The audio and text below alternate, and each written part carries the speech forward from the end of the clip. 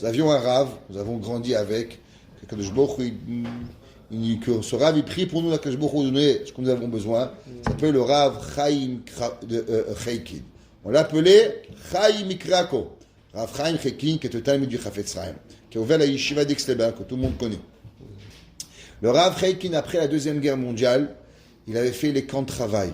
Pour ceux qui ont connu les camps de travail, il avait perdu son père, sa mère, il avait perdu toute sa famille dans les camps de concentration, il avait perdu sa yeshiva, ses élèves, lo aleinu. Et il est sorti des camps de travail très nerveux. Et comment Rav Chaikin, il a changé sa mida de nervosité. Alors, un de ses plus grands élèves, il s'appelait le Rav Aaron Monsonego. Rav Aaron Monsonego, qui était le fils de Rav Edidia Monsonego.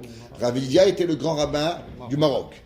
Son fils, Rav Aaron, va venir étudier à Aix-les-Bains, et par la suite, il va devenir lui-même le grand rabbin du Maroc, Rav Aaron Monsonego. Mais il va étudier principalement à la yeshiva d'Aix-les-Bains avec le Rav Chaikin. C'était lui son Rav. C'était son maître principal, c'était le Rav Chaikin. À la Levaya du Rav Chaikin, il a témoigné l'histoire suivante que je vais vous donner.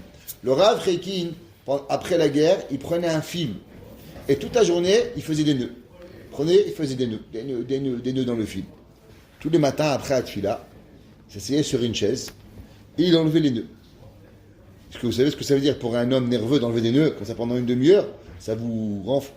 Rav Chaikin, il reprenait une phrase du Meset Yesharim et il répétait Kol hakoes yore kol mine geinam shotimbo.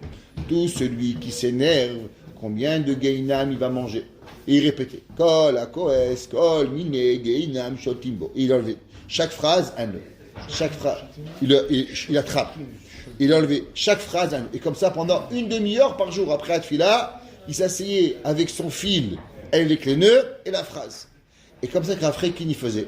Chaque fois qu'il avait une mida à travailler, il trouvait une mida du Meset Yesharim, une phrase, et il répétait pendant des mois. Et comme ça, il disait qu'on change une mida.